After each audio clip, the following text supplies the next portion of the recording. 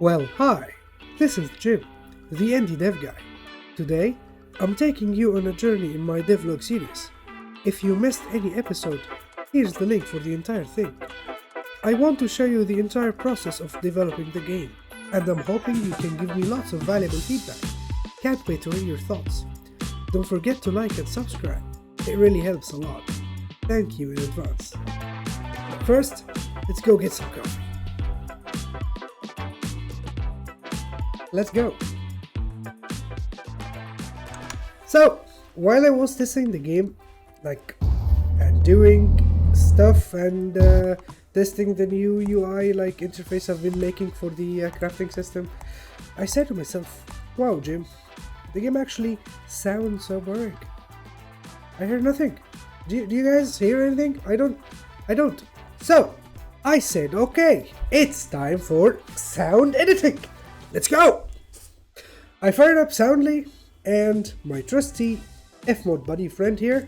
I use this piece of software. It's actually really amazing to craft the audio of the entire game. Okay, so I go into Soundly and try for searching for the sound. For example, some ambience.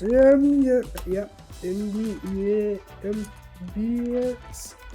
Wind, air. Okay, and it gives me that. Okay, lots and lots of different sounds. So I listen to all of them until I find what I'm looking for. And when I do find it, I just select all of it, or the little piece that I just need. This one, for example, and drag it into Fmod. You get the point. So, I made this little piece here, which gives you the wind, ambient wind sound, plus some wood creaking from the forest, like these forest thingies, the trees, swaying and creaking. It may be a little bit low. I can definitely make it sound higher. Yeah, I like it. I like it. You can hear this, right? You can hear this. I'm sure you can hear this. And I push F7 and boom, voila. It's inside the reel now. Now the game is not so boring. I can hear it. Definitely I can hear it.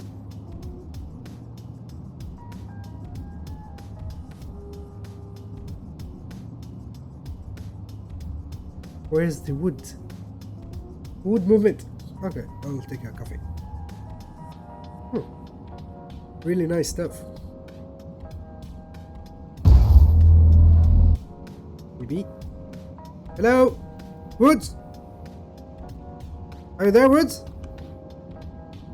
Woods? No Woods. Okay. Now it doesn't sound as boring. We can definitely use some water, like beach sounds. So, and now it's time to go back to crafting. Okay, as we can see, we got the inventory working last time, and we fixed the sound issue. And now, I already made up this piece of interface here to whenever you click on an empty slot, just an empty slot, it'll show you what you can craft inside of this specific slot. So I've put in 2 recipes for now, metal sheets and copper wire. So whenever you're gonna click on one of them, a few things will happen. First, it's gonna check if you actually have in your inventory the required material to craft such an item. And if you do have it, the metal sheets, it should not be grayed out. When it's not grayed out, you can click it. Once you click it, it will make one of this item and place it in your inventory, which you should be able to see it updating in the background, and this will close. Okay, that's so far. We're gonna discuss the amount later on, but let's just like make this happen first. Yeah, so I went back to Visual Studio, and in order to do that, I needed to create some sort of function in the initialize of the recipe card to check for ingredients. So I made this little small function that gets the inventory, and if it exists, it starts like telling the inventory for each element to check if it exists or not. And if it exists, it doesn't do anything. And if it doesn't exist, it disables the gray out card. Okay, of course, we needed to make the same function, like a listener function in the inventory itself to check if it has this item or not. So I went up and did all that in Visual Studio, and now let's go on and test it. See if it works. Okay, so I'll play. I'll click like, yep, mine egg. How much do I have? Okay, 1.8, not enough. Come on. Yep, thank you. Okay, now we have 4.2 iron oxides. That's more than enough to make the metal sheets. So let's go on. Yes, indeed, it is now not grayed out. I can click it. And also, we got this copper wire as we have enough copper. Why don't we test it and see if we can like remove the copper wire, the copper from our inventory, or set it to like 0.1 and check out if this inventory logic works. Like the chicken. For like what? Okay. Okay, so it's updated, and yes, it does work. Metal sheet is actually activated, and the copper wire is not. I cannot click it. And I can't click this one. It says hello. Yeah, that's perfect. So now what we need to do is, like, when I click, like I set this one to be like better color than this, and when I click on it, it creates a craft an item and puts it on the slot that we like clicked on. Okay, so after jumping back to Visual Studio, and I knew I had to create a new method or function to remove items from the inventory. So I made up this function real quick. It's like nothing complicated, very simple. Just go through the inventory, and if you find the item and it is exactly equal the quantity of the item that we actually need, or it's less than it, this is just like for safety, remove it and return, close the function. Or if we have more than what we need, just like subtract the quantity from the item quantity, and done. That's how to remove an item in 30 seconds. Anyway, so in the recipe card, I also made the click function. So whenever you click the button, it gets the inventory widget, the class of the inventory itself, the inventory component, I'm sorry, and double check if the all ingredients exists. If none, just break and get out of here. And if it does have it, so it should remove the ingredients one by one inside this for loop. Okay, so after removing them successfully, we have like no issues, no problems. We add the crafted item. We specifically add the quantity that is stored inside the recipe, so it's the outcome quantity. And after that, we refresh the inventory widget and the crafting widget. So I get the player and ask him to like refresh the inventory and recheck for ingredients, which is the one that we already explained in the last section of this video. Yeah, and that should make it. So let's give it a test. Let's give it a test. I already went on the player and added like iron dust here, so to make sure like it is working. We can also add like a few copper, maybe like 3 copper. Yeah, so we don't have to like mine every time we test. Okay, so grass, where are you? Okay, yeah, here comes.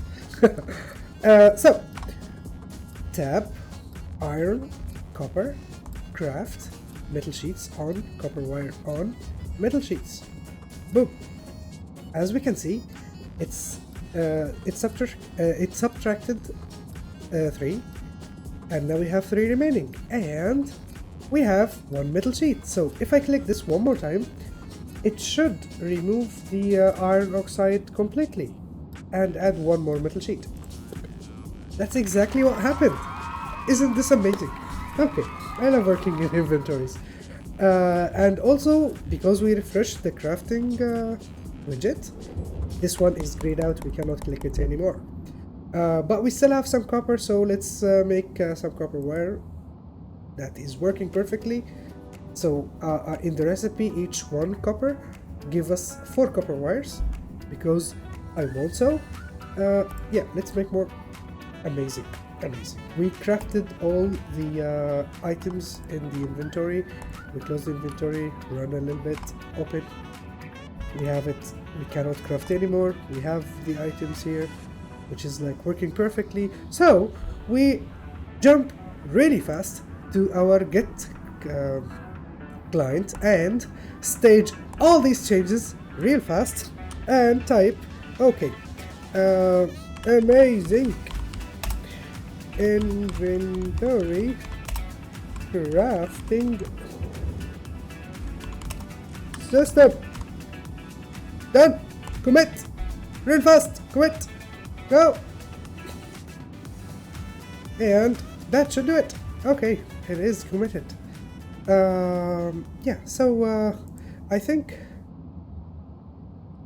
that should do it for today, and next time we can take a look at saving our progress, so how much items we've mined, saving our inventory, our actual location in the world, and also make these resources renewable, because if you destroyed one now, it's gone forever, and when you restart the game, it comes up back as it's like nothing happened, because it's not saved. So we need to actually save the states of the resources, and maybe add a couple more resources in the game, like cutting down trees and such. And also saving that state, maybe make like a world subsystem which stores what rock exactly is broken, and when it's like broken, it gives it like a timer, a respawn timer, which will make it fun and renewable.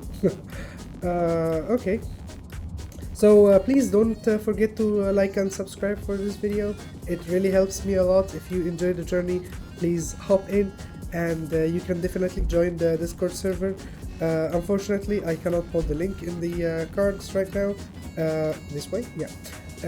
But you can definitely join from the description. The link is down below in the description. Oh, join the Discord server.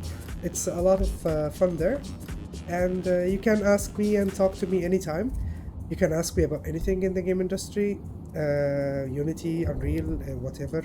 I'm Unity certified as well, so I'm looking forward to seeing you all.